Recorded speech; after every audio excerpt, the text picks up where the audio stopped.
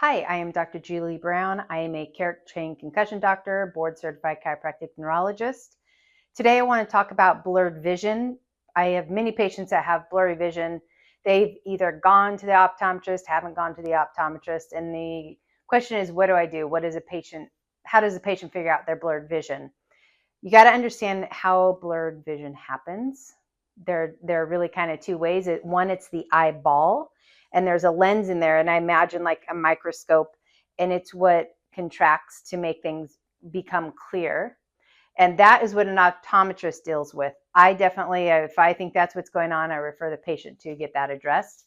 With that, though, I like patients to not get the strongest prescription, but maybe have it a little less so that their eyes still have to work. There are many optometrists that are talking about this idea to help with their vision, and I apply that to myself. The other way that people have blurred vision, which is what I do see in my office, is we are bifoveate humans. We're bifoveate, so that means two fovea. So each eye has a fovea, and they should see the same target. So we look at alignment. I have different tests. I do a Maddox rod test. We look at the alignment of the eye. A neuro-optometrist typically does this, not your typical optometrist, though I'm sure there might be some out there. I just haven't met them yet. But neuro-optometrists will look at this also.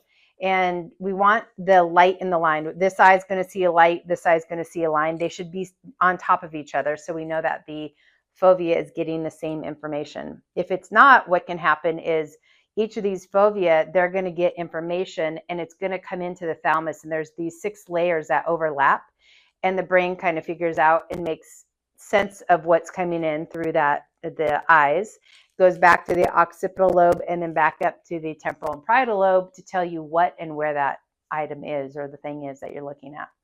So with blurred vision, if your fovea are not kind of seeing the same target, you can get a mismatch of information, and that can give you blurred vision as well.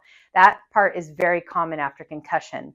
Typically, I want to address that first before I would send them to the neuro-optometrist or the optometrist to get that fixed, because I want to address the background noise first and then go and address the eyeball. I don't want them to maladapt at the eyeball and screw things up. Now, that being said, if I have somebody who's worn glasses forever and they're now getting new blurred vision, I may do therapies with their glasses on to see if we can correct that. But it varies, it's case to case, but that is how you can have blurred vision. The other thing I always keep in the back of my head is, what medications are they on? Did they start a new medication that could be causing the blurred vision, which is possible, and getting that addressed. All right, if you have any questions, let me know.